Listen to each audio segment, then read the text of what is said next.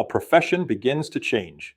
When we left our new licensee in the last section, the real estate profession was finally beginning to mature. Professional organizations had formed, ethical standards were slowly developing, and consumers were demanding greater accountability from the people helping them buy and sell property. But there was still one major problem.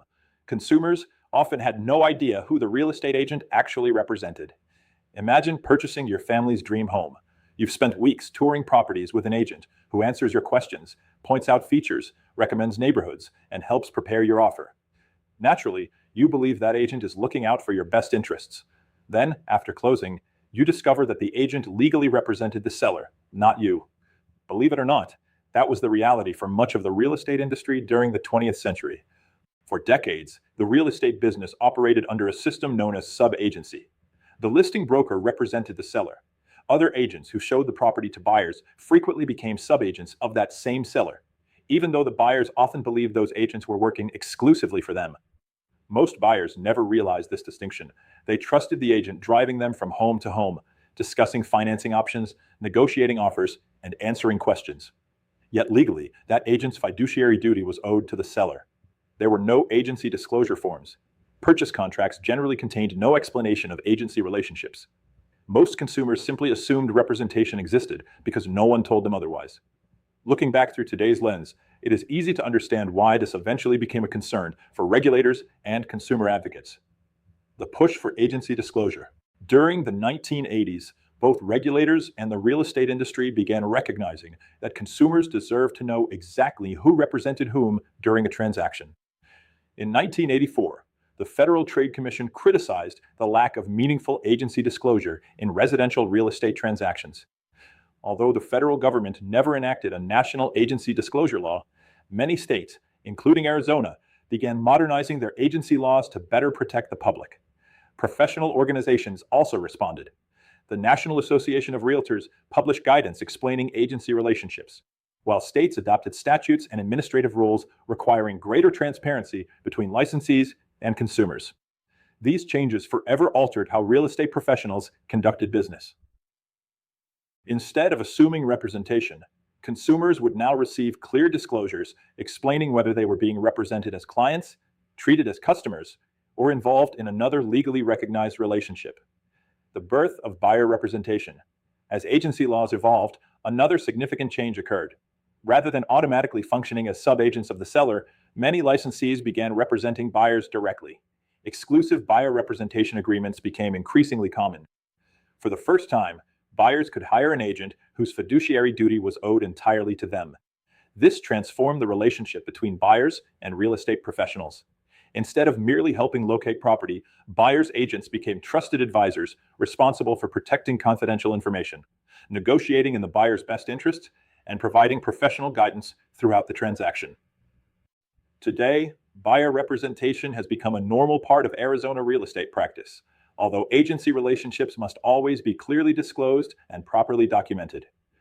Customer versus client. This historical evolution brings us to one of the most important concepts in Arizona real estate. Not every person you work with becomes your client. Some individuals are customers, others are clients. Understanding the difference is essential because it determines the duties you owe. A customer is someone you assist without creating an agency relationship. You must still treat every customer honestly, fairly, and in accordance with Arizona law. However, you do not owe a customer fiduciary duties such as loyalty, confidentiality, or advocacy. A client, on the other hand, has entered into an agency relationship with you through your brokerage. Once agency exists, your responsibilities expand significantly. You must protect confidential information, exercise reasonable care, obey lawful instructions, account for money and property entrusted to you, disclose material facts as required by law, and place your client's interests above your own, while remaining honest and fair to all parties. Understanding this distinction helps prevent misunderstandings and protects both consumers and licensees. Dual agency requires extreme care. Sometimes both parties wish to work with the same brokerage. Arizona law allows this under limited representation when all required disclosures and informed written consent has been obtained. However, representing both parties requires exceptional professionalism. A dual agent cannot secretly negotiate against one client while favoring the other. Nor can confidential information be shared without the informed consent of the client who provided it. Imagine representing both the buyer and seller. The buyer privately tells you they would willingly pay $20,000 more than their current offer. The seller quietly tells you they'll accept $15,000 less if necessary. You cannot reveal either piece of confidential information simply because you know it. Maintaining confidentiality while remaining completely impartial is one of the greatest challenges a real estate professional can face. That is why Arizona requires careful disclosures and informed consent whenever limited representation is contemplated. Confidentiality doesn't end at closing.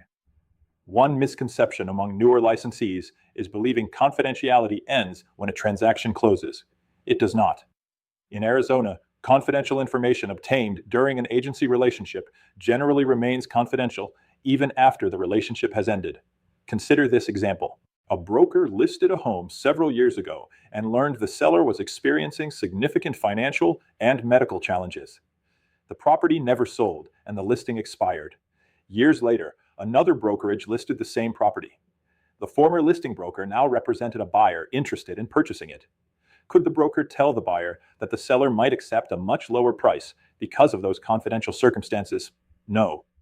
Although the agency relationship had ended, the continuing duty of confidentiality remained.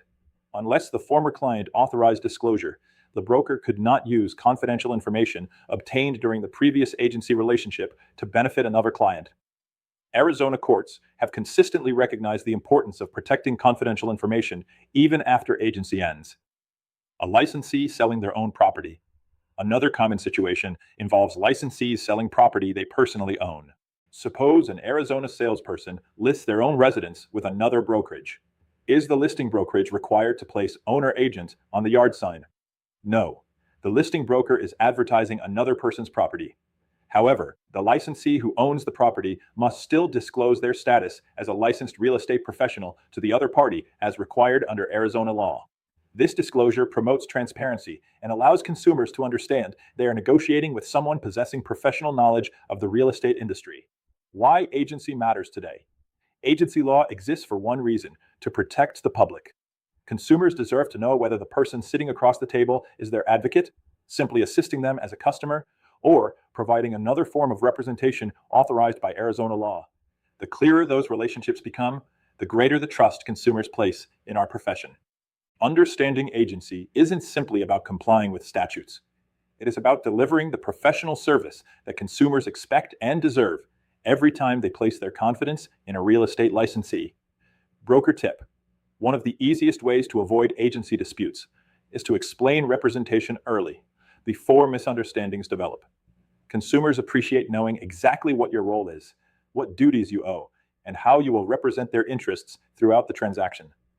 Online discussion question: why did the real estate industry move away from the traditional sub-agency model? Answer: consumers often believed agents represented them when the agents actually represented the seller. Agency disclosure laws and buyer representation developed to provide greater transparency and consumer protection. Question: why is confidentiality considered one of the most important fiduciary duties? Clients trust licensees with sensitive financial, negotiating, and personal information. Protecting that information encourages trust and ensures clients receive loyal representation even after the agency relationship ends.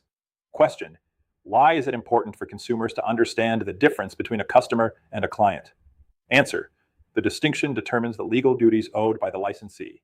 Clients receive fiduciary representation, while customers are entitled to honesty and fairness, but not the full range of fiduciary obligations.